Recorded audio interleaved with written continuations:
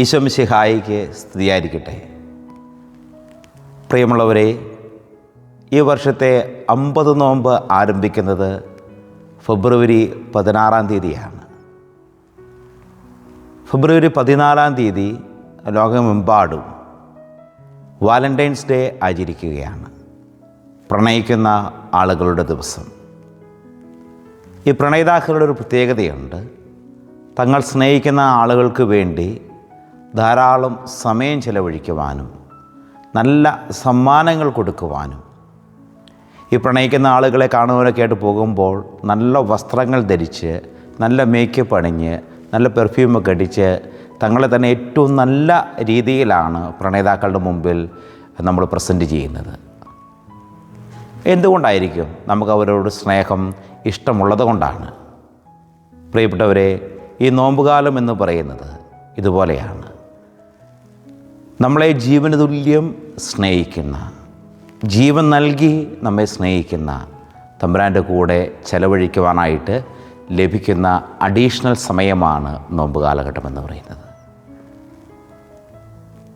പ്രണയിതാക്കൾ തങ്ങളെ തന്നെ ഏറ്റവും മനോഹരമായിട്ട് തൻ്റെ പ്രിയപ്പെട്ട പ്രണയിതാവിന് മുമ്പിൽ പ്രസൻറ്റ് ചെയ്യുന്നത് പോലെ തമ്പുരാൻ്റെ മുമ്പിൽ കുറച്ച് സമയം ചെലവഴിക്കുവാനായിട്ട്, നമ്മുടെ ആത്മാവിൻ്റെ വിശുദ്ധീകരണത്തിന് വേണ്ടി നല്ല പുണ്യപ്രവൃത്തികൾ ചെയ്യുവാനുള്ള ഒരു സമയമായി 50 നോമ്പിനെ നമുക്ക് മാറ്റാം. ദൈവത്തോട് സംസാരിക്കുന്നതാണല്ലോ നമ്മുടെ പ്രാർത്ഥനകൾ. ഈശോ മിശിഹ ആത്മാവിനാൽ നിറഞ്ഞ് മരുഭൂമിയിൽ പ്രാർത്ഥിക്കുവാനായിട്ട്, ഉപവസിക്കുവാനായിട്ട് 40 ദിനരാത്രങ്ങൾ ചെലവഴിച്ചതിൻ്റെ അനുസ്മരണമാണ് 50 നോമ്പ്. അങ്ങനെയാണെങ്കിൽ പ്രിയപ്പെട്ടവരെ, ഈശോയുടെ കൂടെ ആയിരിക്കുവാനായിട്ട്, ഉപവസിക്കുക എന്ന് വെച്ചാൽ കൂടെ വസിക്കുക എന്നാണല്ലോ. അപ്പോൾ തമ്പുരാൻ്റെ കൂടെ ആയിരിക്കുവാനായിട്ട് ഈ നോമ്പുകാലത്തെ സമയം നമുക്ക് ഉപകരിക്കാം. കൂടുതലായിട്ട് വചനം പഠിക്കുവാനായി, വചനം വായിക്കുവാനായി, സാധിക്കുമെങ്കിൽ വചനം എഴുതുവാനായി ഈ നോമ്പുകാലത്തെ നമുക്ക് ഉപയോഗിക്കാം.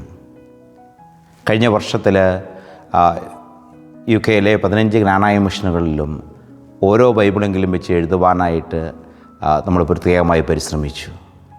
വചനം എഴുതി എല്ലാ ആളുകളുടെയും ജീവിതത്തിലേക്ക് ദൈവം പ്രത്യേകമായി ഇടപെടുന്നതിന് കാണുവാനായിട്ട്, അല്ലെങ്കിൽ അത് അനുഭവിച്ചറിയുവാനായിട്ട് സാധിച്ചു. പ്രിയപ്പെട്ടവരെ, ദൈവവചനം കൂടുതൽ പഠിക്കുവാനായിട്ട് ഈ നോമ്പുകാലം നമുക്ക് ഉപയോഗിക്കാം. വിശുദ്ധ ലൂക്കായുടെ സുവിശേഷം 4-ാം അധ്യായം 1 മുതലുള്ള തിരുവചനങ്ങളാണ് നോമ്പിൻ്റെ 1-ാമത്തെ ഞായറാഴ്ച നമ്മുടെ വിചിന്തനത്തിനായിട്ട് സഭ തരുന്നത്. അവിടെ നമ്മൾ കാണുന്നത്, ജോർദാനിൽ നിന്ന് മാമോദീസ സ്വീകരിച്ച ഈശോ തൻ്റെ പരസ്യ പ്രവർത്തനങ്ങൾക്ക് മുമ്പായി തമ്പുരാനോട് ആലോചന ചോദിക്കുന്നതിന് വേണ്ടി, ദൈവത്തോട്, പിതാവായ ദൈവത്തിൻ്റെ കൂടെ ആയിരിക്കുന്നതിന് വേണ്ടി പരിശുദ്ധാത്മാവിനാൽ നയിക്കപ്പെട്ട് മരുഭൂമിയുടെ ഏകാന്തതയിലേക്ക് പോകുകയാണ്.